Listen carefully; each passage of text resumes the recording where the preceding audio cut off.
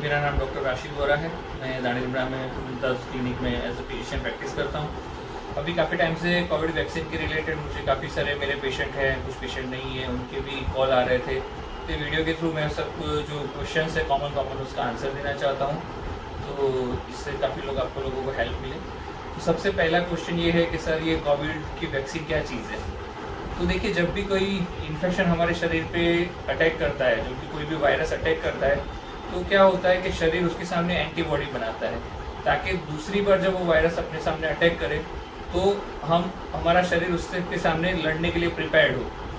तो उससे क्या होता है कि दूसरी बार जो वायरस का इन्फेक्शन होगा तो पहले से शरीर को पता होता है हमारे बॉडी को, और वो पहले से उससे अच्छे से लड़ सकता है। तो ये बेसिकली वैक्सीन का मेन, जो वैक्सीन बनाने के पीछे की जो मेन फंडा है वो यही है।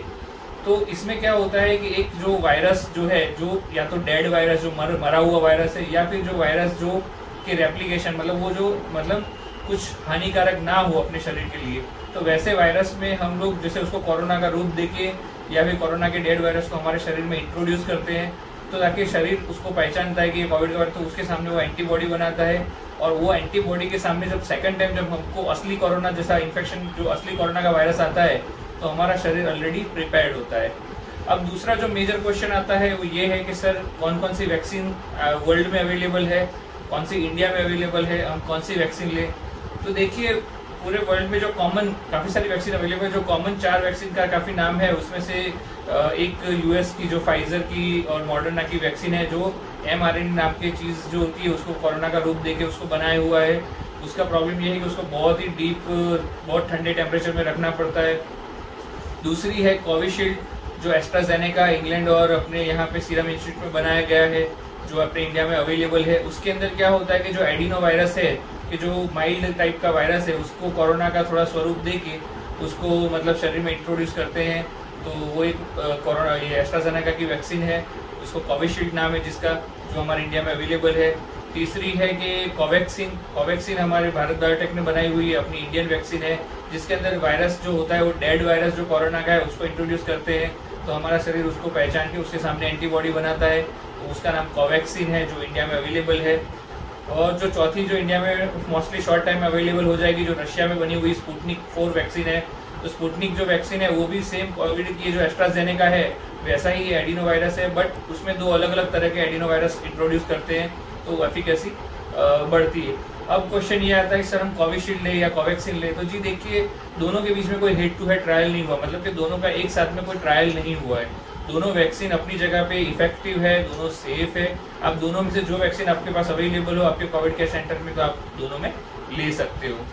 अब क्वेश्चन आता है कि सर हम वैक्सीन कैसे लें, कहाँ पे जाके लें।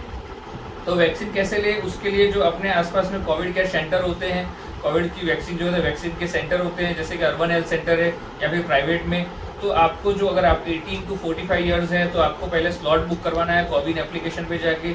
आप 45 ईयर्स के ऊपर है आपकी, तो आप डायरेक्ट वहाँ पे जा सकते हो, जो स्पॉट रजिस्ट्रेशन होता है तो डायरेक्ट आपको मिल सकती है।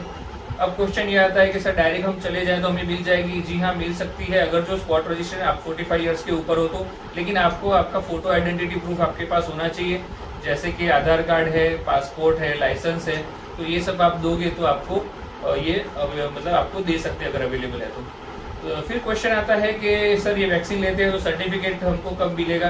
तो जी देखिए, पहला आप वैक्सीन लोगे तो आपको पहला मैसेज आएगा, आप दूसरा वैक्सीन लोगे, दूसरा डोज, तो आपको जो सर्टिफिकेट आप डाउनलोड कर सकते हो, उसको डिजी लॉकर में सेव कर सकते हो। आजकल सब जगह पे, जैसे आप कहीं इंटरनेशनल एयरपोर्ट पर या डोमेस्टिक कभी ट्रैवल करोगे तो हर जगह पे धीरे धीरे वैक्सीन फर्जियात होने वाली है, तो आपको अर्ली ले लेनी चाहिए। अब क्वेश्चन ये आता है कि सर इसके साइड इफेक्ट्स क्या है। जो सबसे ज़्यादा मेजर डर है लोगों को वो ये है कि साइड इफेक्ट्स क्या है। तो देखिए, दोनों की साइड इफेक्ट जो है वो माइल्ड सी है, बहुत ज़्यादा साइड इफेक्ट नहीं है। इसमें क्या होता है, हल्का सा वायरल इन्फेक्शन जैसा होता है, जैसे जहाँ पे आपने वैक्सीन ली वहाँ पे आपको पेन या रेडनेस हो, वहाँ पे थोड़ा सा खुजली टाइप हो सकता है, माइल्ड या शरीर में दर्द हो सकता है, हेडेक, आपको सर दर्द हो सकता है, थोड़ा हल्का सा बुखार या थोड़ा ज़्यादा बुखार भी आ सकता है 1-2 दिन के लिए। लेकिन ये सब शॉर्ट टाइम की इफेक्ट है, और ये सब जो सब इफेक्ट है वो सिंपल, आप पैरासीटामोल की गोली या कोई गोली लेते हो तो उससे आपकी इफेक्ट ये सब ठीक हो सकती है। तो इसमें कुछ ऐसी कोई खतरे वाली या डेंजरस साइड इफेक्ट जो है वो इतनी नहीं होती है। मेजोरिटी मेरे काफ़ी सारे डॉक्टर फ्रेंड्स ने ली, मैंने खुद ने दोनों शॉट लिए हुए, और काफ़ी सारे मेरे पहचान वाले लोगों ने ली हुई है। तो अभी तक किसी को कोई मेजर साइड इफेक्ट हुई हो ऐसा मुझे तो कुछ पता नहीं है। मतलब कुछ मेरे आसपास में काफ़ी सारे डॉक्टर फ्रेंड्स लिए किसी को मेजर साइड इफेक्ट नहीं हुई है।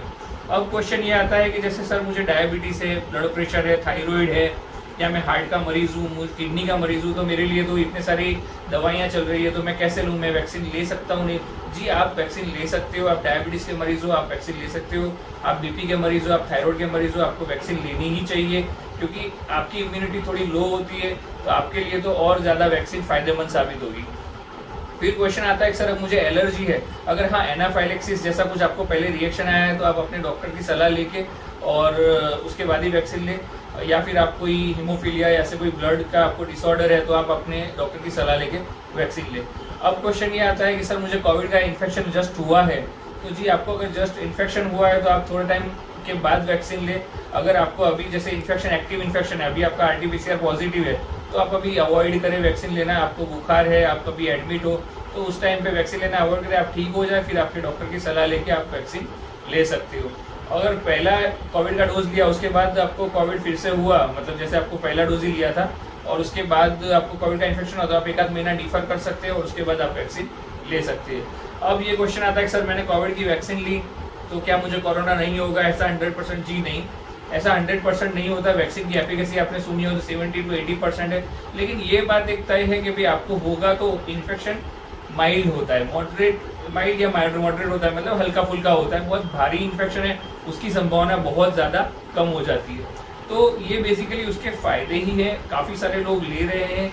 आप भी अपने आसपास के जो कोविड केयर सेंटर है उसमें जाइए, वहाँ पे डॉक्टर आपको मतलब जो भी आपके मगज में और भी क्वेश्चन है वो सब सॉल्व करेंगे। वैक्सीन प्लीज़ ले लीजिए, सब लोग वैक्सीन लेनी ही चाहिए। और जो काफ़ी सारे हॉक्स मैसेजेस घूमते हैं सोशल मीडिया पे कि वैक्सीन लेके उनको 2 साल में डेथ हो जाए, ये सब हॉक्स मैसेज है, ऐसी कोई स्टडीज़ नहीं है। आप देख रहे हैं यूएस में, यूरोपियन कंट्रीज़ में हर जगह पे वैक्सीन ड्राइव चल रही है, मेजोरिटी लोग वहाँ पे ले रहे हैं। कोविड का सेकंड वेव आपने देखा कितना डेंजरस था, इंडिया में अपने यहाँ काफ़ी लोगों की डेथ हो गई। तो हम नहीं चाहते कि थर्ड वेव ऐसा कुछ आए और लोगों का कुछ प्रॉब्लम हो। तो अगर जो ये सब चीज़ें हैं तो आप ध्यान रखिए, आप सब वैक्सीन लें, और कुछ क्वेरी हो तो आपके नज़दीकी डॉक्टर को आप पहले पूछ लें और उस तरह से आगे बढ़े। Thank you.